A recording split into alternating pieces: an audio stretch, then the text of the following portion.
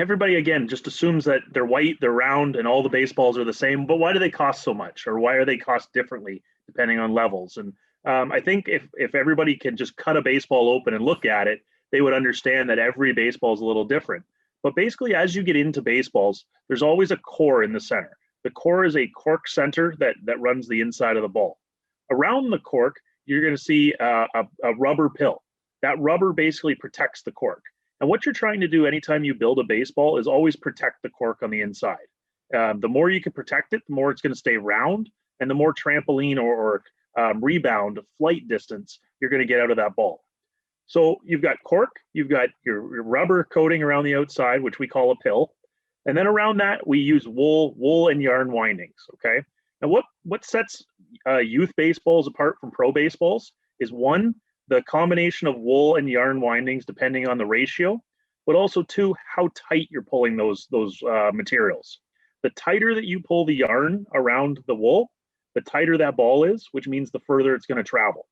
So what we do is we use different types of wool, different types of yarn, and different tightnesses to create different balls for the marketplace. 45cc, for example, has a oversized cork center with a lightly tied yarn and wool coating. As you move up to a 65cc, we pull everything just a little bit tighter, and we use a cork and rubber center. Then as we move up to an 80cc, everything gets tighter again, and that's designed for kind of your, what I would recommend, 16U and below divisions. Then once we get up to the ROMC and ROML balls, now we're talking about 21U, pro leagues, college, 18U and below. This is kind of what I classify as my all-player balls. These are spec'd off major league specs, and the guts of that ball are designed to perform and be optimally very good.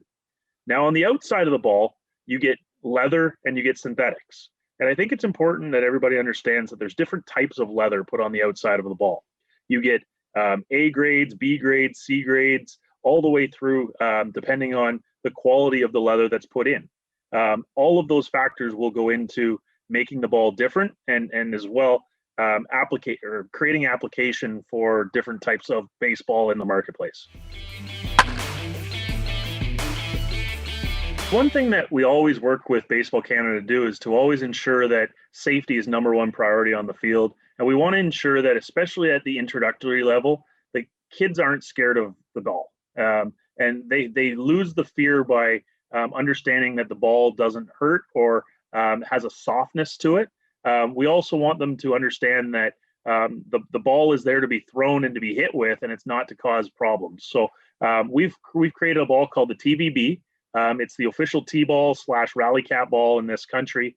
It's used everywhere. It is a soft, spongy center on the inside, synthetic cover on the outside, and the idea is that it can be used with youth players, indoors, outdoors, to create a lot of fun and participation without the fear of being scared of that ball. Once we really got into this a little bit, we realized that we also needed a 9-inch and an 8.5-inch version of this ball, because now you're talking about kids with smaller hands. And if you want to teach them how to hold the ball properly, we want to have both options. So it's really important to us to have that introductory ball for those youth levels, because without those youth levels, we can't continue to grow the game.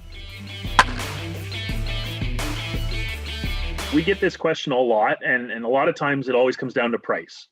We find that certain leagues just defer to the cheapest ball they can find, and, oh, it's good enough is always the answer.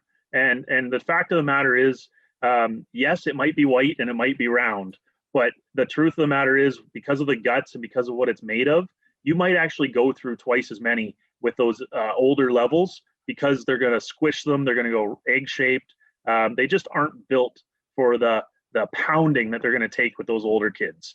So I would always recommend anybody over a 14U, make sure you're looking at an 80cc, an ROMC, or an ROML, because those are the balls that are built for the older age groups, and they're going to stand up for the pounding, but also they're going to perform. And I think that's where the players really understand the difference, that no player ever wants to hit a punky ball. Players really want performance when they hit a ball.